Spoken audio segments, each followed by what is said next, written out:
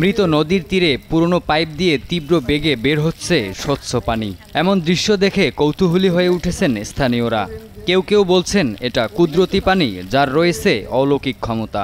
এই পানি পান করলে রোগ ভালো হবে, এমন খবর শুনে পানি সংগ্রহের হিড়িক লাগে স্থানীয়দের মাঝে। অনেকেই পানি নিয়ে যাচ্ছে বোতলে করে, দেখতেছি যে অনেকের অসুখ বিসুখ নাকি ভালো হচ্ছে। এজন্য বিশ্বাস করে আসলাম যে দেখি আমরাও নিয়ে যাই, কি হয় দেখি। প্রতিদিন বিভিন্ন এলাকার নানা বয়সী মানুষ এভাবেই বোতলে সংগ্রহ করছেন নদীর পাড়ের অলৌকিক ক্ষমতার পানি।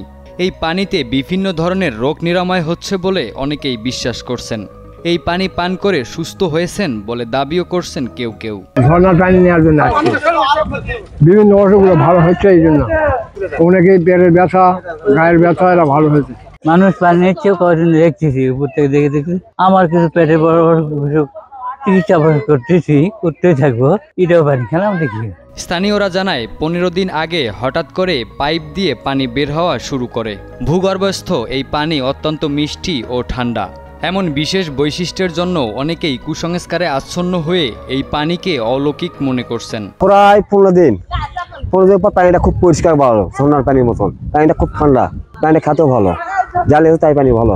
জয়পুরহাটের ছোট যমুনা নদীর কুঠিবাড়ি এলাকার ব্রিজের নিচে দেখা মেলে এমন কৌতূহলী কাণ্ড। সব মশার বিরুদ্ধে সুরক্ষা দিতে এলো বসুন্ধরা এক্সট্রিম অ্যারোসল, মশার বিরুদ্ধে এক্সট্রিম সুরক্ষা। স্থানীয় আলেমরা বলছেন যে কোনো উৎস থেকে পানি আসতে পারে, তবে তার অলৌকিক ক্ষমতা আছে এমন বিশ্বাস করে পানি খাওয়া শরীয়ত পরিপন্থী। বিভিন্ন উৎস থেকে পানি আসতেই পারে, আর এটাকে যদি নিরাময়কারী শেফা হিসেবে গ্রহণ করা হয়, এটাতে ইসলাম স্বীকৃতি দেয় না।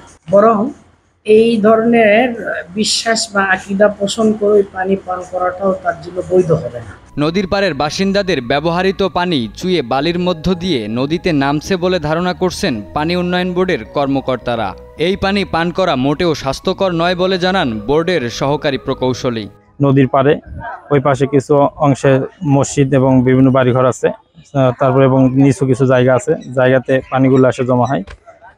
তারপর নদীর পাড় উচ্চ হওয়ার কারণে আপনার পানিটা সিপেজ হয়ে নিচ দিয়ে নদীতে পড়তেছে। এটা অলৌকিক কোনো পানি না, বিভিন্ন জায়গায় চোয়ায় পানি আসতেছে। যেহেতু লোকজন এখানে একটা ছোট পাইপ লাগাই দিয়েছে এক জায়গায় একটা বাঁধের মতো করে, এই জন্য এই পানিটা একত্রিত হয়ে নদীতে যাচ্ছে।